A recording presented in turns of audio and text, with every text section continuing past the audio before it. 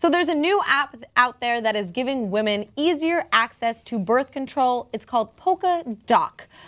Basically, for women who are on birth control, it's kind of a pain to have to, refill your prescription every 6 to 12 months.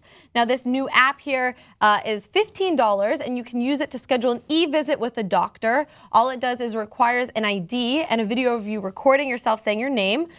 You fill out a questionnaire, basically just to assess if you can safely take the medication, and then you can have your prescription sent to any pharmacy in California. And the cool thing about it is that it doesn't require health insurance or citizenship, which is really nice. And California is taking it to the next step and making access to birth control even easier by saying that you don't need a doctor's, prescription anymore. You can just go to the pharmacy in one visit, get your prescription, wait, 15 minutes maybe, and then you have your birth control. So this is helping a lot of women, especially if you move to a new state and you don't want to wait to, get a new doctor, or if you forget to refill. This allows you to kind of circumpass, unintended pregnancies. Sandra, what do you think about this? Make your point. Oh, it's hands down amazing. Like, it's fantastic that this is available. To me, though, as a sex ed professional, this doesn't go far enough. I mean, access to birth control and contraceptives is one of the human rights that I believe in.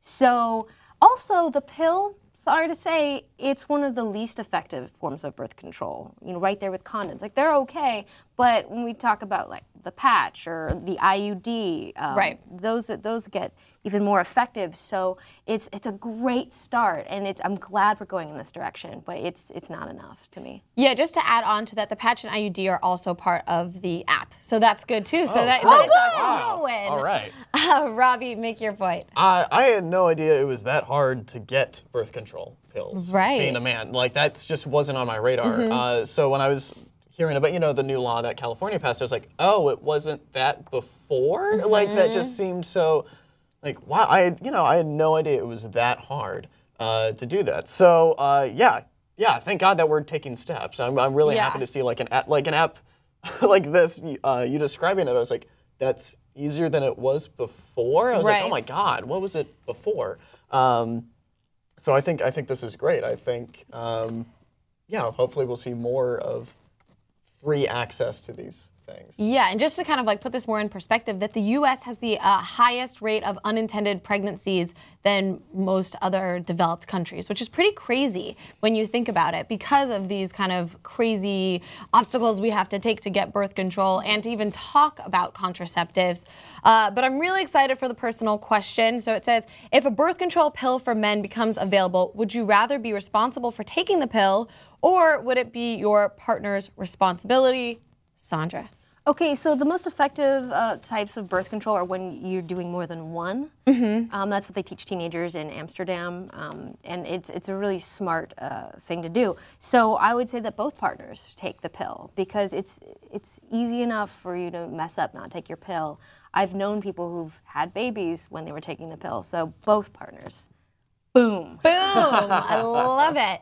All right, Robby, what about you? Yeah, I'm on board with that. I think, at first I was like, maybe we could like switch off or something. But I mean, why not do both of you at the same time? As long as it's not overly expensive, that would be my concern.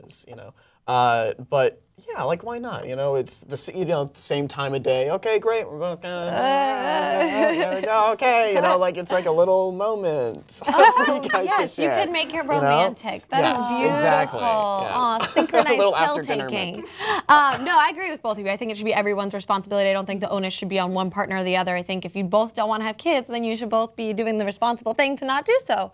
But I want to know from you guys, do you think it's one partner's responsibility over the other?